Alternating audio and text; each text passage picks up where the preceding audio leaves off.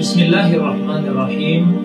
Assalamualaikum warahmatullahi wabarakatuh. Alhamdulillahilladzi nahmaduhu wa nasta'inuhu wa nastaghfiruh wa na'udzu billahi min syururi anfusina wa min sayyiati a'malina. May yahdihillahu fala mudilla lahu wa may yudlilhu fala hadiya lahu. Asyhadu an la ilaha illallah wahdahu la syarika lahu wa asyhadu anna Muhammadan abduhu wa rasuluhu la nabiyya ba'da. Ikhwah sekalian yang semoga dirahmati, dimuliakan oleh Allah Subhanahu wa ta'ala. Alhamdulillah, segala puji hanyalah milik Allah Subhanahu wa ta'ala semata-mata. Salawat dan juga salam semoga Allah curahkan kepada kekasih kita Rasulullah Muhammad sallallahu alaihi wasallam. Begitu pula kepada keluarga, para sahabat dan pengikutnya yang senantiasa menghidupkan dan menjaga sunnah-sunnah Nabi sallallahu alaihi wasallam. Ikhwah sekalian semoga dirahmati, dimuliakan oleh Allah Subhanahu wa taala. Semua manusia dalam kehidupannya pasti menghendaki kebaikan, kebahagiaan dan keselamatan. Tidak ada seorang pun di antara kita yang tidak ingin hidupnya bahagia, selamat dan baik. Hanya saja ada yang sekedar mencari kesenangan hidup di dunia, ada juga yang selain mencari kesenangan hidup di dunia juga menghendaki kebaikan di akhirat. Lalu apa syarat mutlak untuk mendapatkan kebaikan, kebahagiaan dan keselamatan hidup di dunia dan di akhirat tersebut? Jawabannya adalah iman dan amal soleh. Allah tegaskan, man amila solihan min dzakarin aw untha wa huwa mu'min walanuhyiyannahu hayatan thayyibah walanajziyannahum ajrahum bi ahsani ma kanu ya'malun. Barang siapa yang melakukan amal soleh, baik dia laki-laki atau dia perempuan, wa huwa mu'min, dan dia beriman, maka kami jadikan hidupnya di dunia menjadi kehidupan yang baik, dan kami akan memberikan kepadanya balasan di akhirat dengan balasan yang jauh lebih baik daripada apa yang mereka lakukan semasa hidupnya di dunia ini. Jadi syarat keselamatan hidup itu adalah iman dan amal saleh. Karena itu insya Allah pada kesempatan ceramah kali ini saya akan bacakan sebuah hadis Nabi Sallallahu Alaihi Wasallam yang menunjukkan tentang pentingnya iman dan amal saleh tersebut. Hadis yang diriwayatkan oleh Imam Al-Bukhari dan Imam Muslim dari Umar bin Khattab radhiyallahu anhu, disebutkan an Amiril Mukminin Abi Hafs Umar bin Khattab radhiyallahu anhu qala sami'tu Rasulullah sallallahu alaihi wasallam yaqulu innamal a'malu binniyat wa innamal likulli imri'in ma nawa. Faman kanat hijratuhu ila Allah wa rasulih wa hijratuhu ila Allah wa rasulih. Wa man kanat hijratuhu lidunya yusibuha aw imra'ati yankihuha wa hijratuhu ila ma hajara ilaihi. Muttafaqun alaihi. Yang artinya dari Amirul Mukminin Abu Hafs Umar bin Khattab, semoga Allah meridainya, ia berkata, saya mendengar Rasulullah SAW bersabda, sesungguhnya amal itu tergantung kepada niatnya, dan sesungguhnya tiap-tiap orang akan mendapatkan sesuai dengan apa yang dia niatkan. Maka barang siapa yang berhijrah untuk Allah dan Rasulnya, maka dalam hijrahnya itu dia akan mendapatkan Allah dan Rasulnya. Dan barang siapa yang berhijrah untuk tujuan dunia yang ingin dia peroleh, atau karena seorang wanita yang ingin dia nikahi, maka dalam hijrahnya dia akan mendapatkan apa yang menjadi tujuannya itu. Hadis diriwayatkan oleh Imam Al-Bukhari dan Imam Muslim. Di dalam hadis tadi Nabi menegaskan innamal a'mal, sesungguhnya amal itu binniyat, tergantung niat.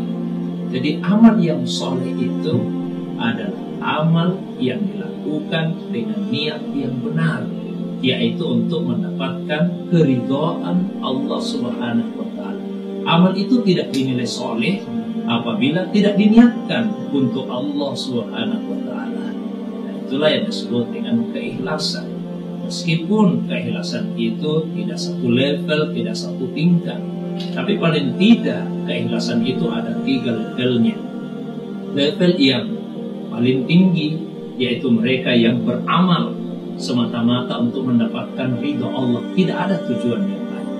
Level keikhlasan yang kedua yaitu mereka yang beramal selain untuk mendapatkan ridha Allah, juga karena ingin mendapatkan imbalan di akhirat, ingin masuk surga, takut masuk neraka. Itu ikhlas level yang kedua. Yang ketiga adalah mereka yang beramal selain untuk mendapatkan ridha Allah, ingin mendapatkan imbalan di akhirat, juga ingin mendapatkan imbalan di dunia yang memang dijanjikan oleh Allah akan diperoleh dengan melakukan amalan tersebut. Sebaliknya, ketika tujuan amal tersebut bukan untuk Allah, tapi hanya untuk dunia, yang digambarkan dalam hadis tadi, dunia ingin dia peroleh, disebut secara spesifik wanita ingin dinikahi. Mengapa disebutkan wanita secara spesifik? Ini tidak terlepas dari sabab urut latar belakang sejarah. Nabi menyabdakan hadis tadi. Dikisahkan bahwa ketika Rasulullah memerintahkan sahabat untuk hijrah ke Madinah, ada seorang sahabat yang tadinya tidak mau hijrah, tapi dia menyukai seorang wanita yang bernama Ummu Qais dan ingin menikahinya. Ummu Qais mau dinikahi, tapi dengan syarat sahabat tadi ikut hijrah. Akhirnya sahabat itu pun hijrah, tapi tujuannya hanya karena ingin menikahi Ummu Qais.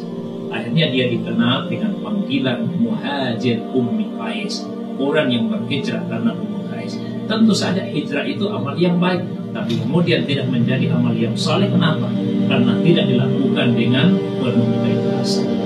Karena itu, ikhwah yang dirahmati dimuliakan Allah, sebelum kita beramal, maka perbaikilah iman kita, kokohkan keimanan itu di dalam hati kita. Ada sekian banyak hal yang wajib untuk kita imani. Yang paling pokok diistilahkan dengan rukun iman.